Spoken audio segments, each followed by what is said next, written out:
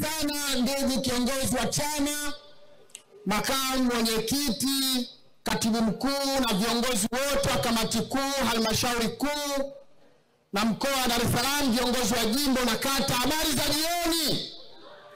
Mimi nina dakika 5 tu, ambazo dakika 5 hizi nahitaji kuzungumza na vijana. Dakika 5 hizi nahitaji kuzungumza na vijana kuhusu umuhimu wa kushiriki uchaguzi.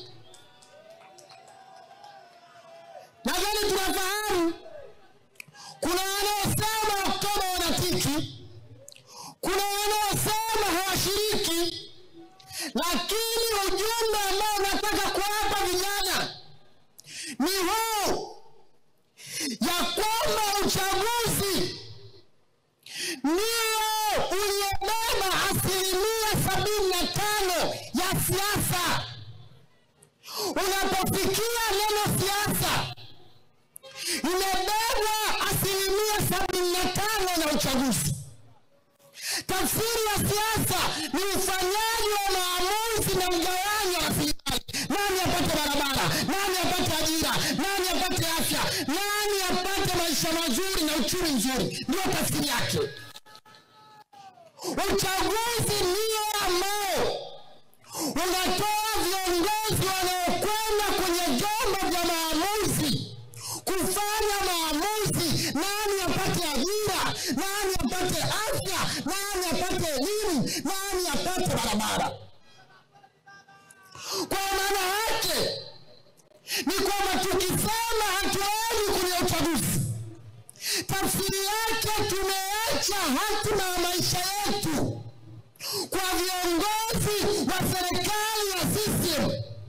Tumeacha hatima ya maisha yetu kwa wabunge wa Chama cha Mapinduzi ambao wamejazana bungeni. Kazi yao badala ya kutetea wananchi, badala ya kupigania wananchi, badala ya kusemea vijana, wamegeuka kuwa sauti ya kusifia serikali na kupigia makofi serikali. Kwa vijana wenzangu, kutokushiriki uchaguzi ni kukubali kinyonge kukabidhi hatima ya maisha yetu kwa CCM. Sisi vijana, 70% ya idadi ya watu Tanzania ni vijana. Sisi ni waathirika wa ukosefu wa ajira. Sisi ni waathirika wa maisha magumu. Sisi ni waathirika wa huduma mbovu za afya. Tunaposema hatushiriki uchaguzi, tafsiri yake tunaacha hatima ya maisha yetu kwa viongozi wa Chama cha Mapinduzi, kwa wabunge wa Chama cha Mapinduzi ambao kwa miaka 5 wameshindwa kusimama madhubuti kupigania usalama wetu. Leo watu wanatekwa, vijana wanatekwa, watu wanapotea, wabunge hawasemi, wamekaa kimya. Leo umaskini ni mkubwa miongoni mwetu. Wabunge wapo, kazi yao kusifia vijana Tanzania. Ukosefu wa ajira, wabunge wapo, kazi yao kupiga makofi na kusifia serikali. Uonevu, bodaboda, machinga, mamalishe.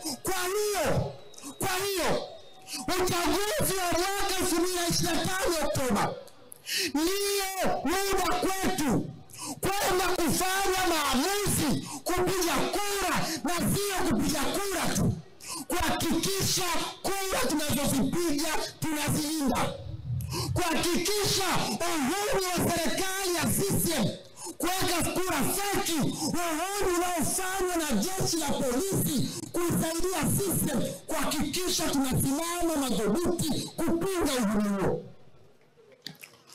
Ndugu vijana wenzangu, tunafahamu kwamba mifumo yetu ya uchaguzi ni ya hovyo.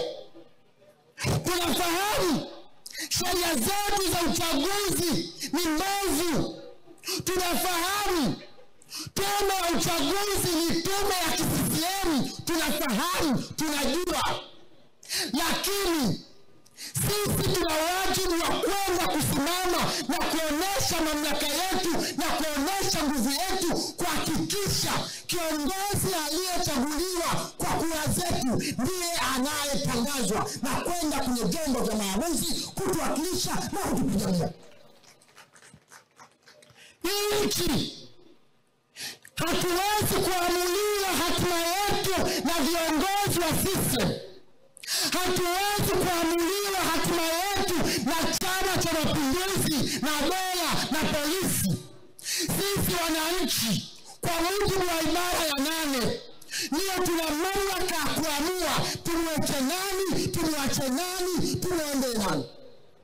Naombeni vijana wenzangu, changamoto tunazopitia zitupe nguvu kwenda kusimama madhubuti kuhakikisha kwamba tunazozipiga, kuhakikisha kwamba uhuru wa Chama cha Mapinduzi tunauzuia.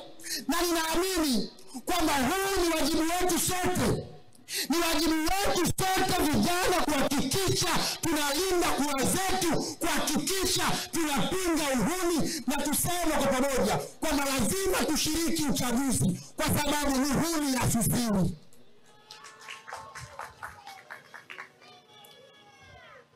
Naomba nimalizie kwa kusema wajibu wa kuhakikisha ushindi wetu unaimarishwa na tunatangazwa ni wajibu wetu sote.